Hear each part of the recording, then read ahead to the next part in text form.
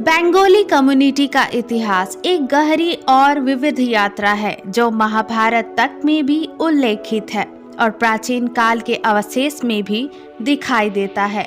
यह समुदाय विभिन्न देशों और संस्कृति के संगम से विकसित हुआ है, जहां हिंदू, मुस्लिम और अन्य समुदाय के लोग यहां आकर बसे।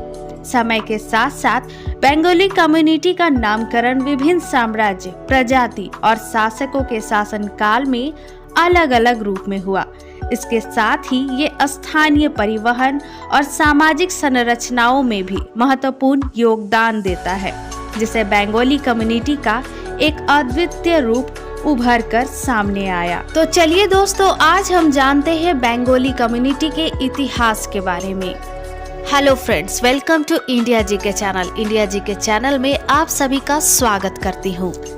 बंगाल या बंगाल शब्द फारसी शब्द बांग्ला से लिया गया है और बांग्ला शब्द वांगला से बना है।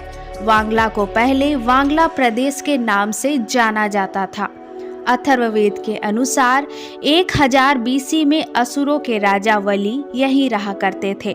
महाभारत में भी जिस वांगला डायनेस्टी का जिक्र होता है वो भी बंगाल में ही स्थित थी। जब पुरातत्व विभाग ने बंगाल में खुदाई की तो वहां कुछ ऐसी चीजें मिली जो 20,000 साल पुराने स्टोन एज के मालूम साबित होते हैं। वहां पे जो अवशेष मिले वो तो स्टोन एज से भी पहले के माने जाते हैं। बंगाल मूल रूप से उन लोगों ने बसाया था जो खुद यहाँ माइग्रेट होकर आए थे। बारी बारी से आने वाले लोग ऑस्ट्रो एशियाटिक, तिब्बती बर्मन, द्रविड़ और इंडो आर्यन थे।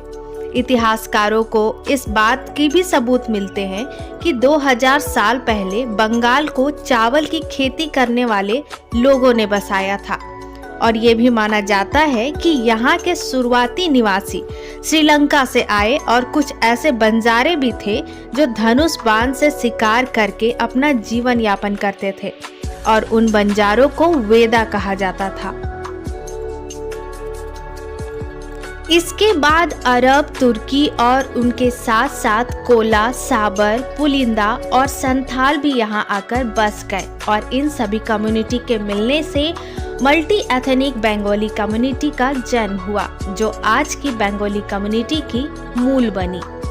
10वीं शताब्दी में यहाँ इस्लाम धर्म ने भी फैलना शुरू किया और 12वीं शताब्दी में बंगाल राज्य भी दिल्ली सल्तनत के साथ मिल गई। 1352 ईस्वी में शमसुद्दीन इलियास शाह के राज में यहाँ के लोगों को बंगाली के नाम से एक पहचान मिली। बंगाली भाषा को राज्य का एक प्रोटेक्शन मिला और पार्शियन और अरबिक लैंग्वेज के साथ साथ बंगाली भाषा ने भी पॉपुलैरिटी हासिल की। 14वीं से 16वीं शताब्दी के बीच बंगाली कम्युनिटी ने बिजनेस में बहुत तरक्की की। इसी दौरान कुछ ऐसे डिस्ट्रिक्ट का एक नेटवर्क बन गया जहां सिक्कों को बनाया जाता था, जिसे टकसाल के कस्बों के नाम से जाना जाता था। इन राज्य में उन दिनों चलने वाले टका सिक्के की ढलाई का काम होता था और उस समय यूरोपियन लोग व्यापार करने के लिए बंगाल को सबसे अमीर राज्य माना करते थे।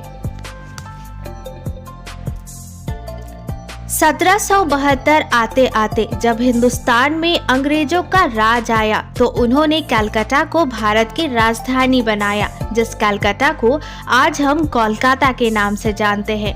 ब्रिटिश रूल में वह इंडिया का पॉलिटिकल एडमिनिस्ट्रेशन और व्यापार का सबसे बड़ा सेंटर था। अंग्रेजों के संपर्क में आने के बाद जब बंगाली कम्युनिटी के बहुत से समृद्ध लोगों को यूरोपियन कंट्री का समर्थन मिला तो उन्होंने western style, English language, scientific approach, institutional education और सोशल रिफॉर्म्स को शुरुआती दौर में ही अपना लिया था। यूरोप से आए पुनः जागरणकर्ता का असर सबसे पहले भारत में बंगाल में ही दिखा और इससे एक न्यू बंगाल का जन्म हुआ। ये भी एक वजह है कि जर्नलिज्म से लेकर पॉलिटिक्स तक और साइंस से लेकर फिलोसफी तक हर एरिया में बंगाली कम्युनिटी के लोगों की शुरुआती समय से ही पकड़ बनी रही है। What's Bengali things today, India things tomorrow, ये एक ऐसा मुहावरा है जो बंगाली कम्युनिटी को बहुत अच्छे तरीके से डिफाइन करता है।